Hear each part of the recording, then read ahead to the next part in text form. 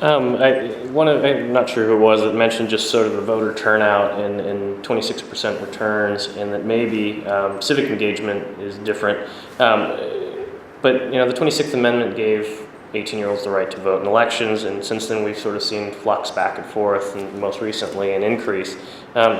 What do you think? I guess how would you address that as far as, do you really think that there's no need to vote?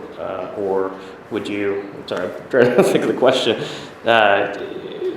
If Tocqueville had seen the 26th Amendment pass, would you think that is an example of being a vibrant democracy? And can you explain why then voter turnouts are so low? Voting is a vital part of any democracy. It's how the people express their wishes for what the government should do.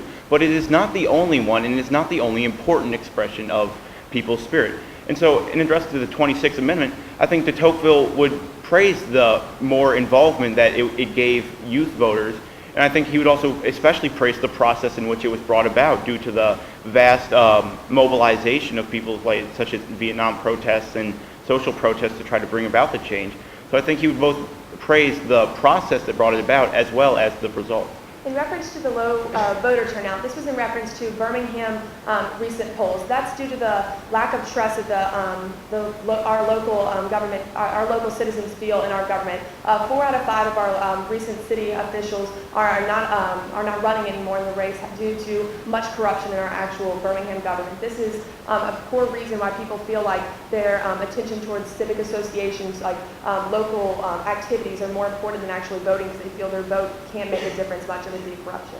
And if you compare the U.S. voter turnout to democracies worldwide, we actually have a relatively low one compared to even Iraq, who had 8% greater voter turnout than we did. However, it's because American citizens participate in these local assemblies, and because they have a strong religious foundation, that our democracy is vibrant, because voting is not the only expression of democracy. It's a critical one, but it's not the only one. Tocqueville wrote that Americans were more conversant with notions of rights and principles of freedom than the greater part of Europeans. How did they get to be, in Tocqueville's time, conversant with notions of rights and concerned with freedom, as compared to today? How do people get to be conversant with their rights? And why is that important? Well, if you look at Tocqueville's time, I think the reason they're so concerned with protections of rights is because of our colonial history. We had to fight for our freedom from the British because they didn't give us equal representation, and because they weren't addressing our issues.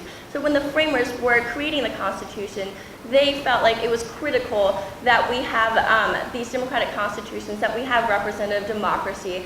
And also, from that, people were more involved because they had to fight for our freedom, and they sent their own sons and daughters to fight. So they were more aware, and they were more concerned with the protection of our rights.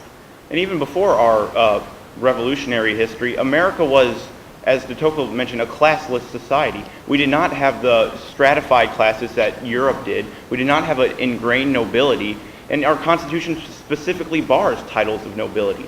So I think that is a definite, since we're all equal, we all have the equal rights and protections, and I think that also funneled in. And now, looking at a more modern sense, I think one of the main drivers of our recognition that rights must be written out and protected is the way civics we are educated about civics. Ever since we are young children, we are taught that the Constitution and the Bill of Rights are the highest documents in our land, and that the founding fathers were amazing men that were almost gods upon earth, that they were such great philosophers and knew what the people needed. And so in that education about and our respect for our founding and for our Bill of Rights and constitutional protections, I think ingrains that spirit in us today.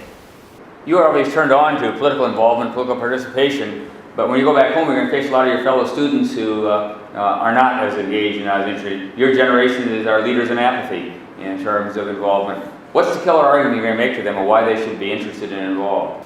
Well, I do think that we do have a large group of citizens in our own in Vestavia Hills that do get involved.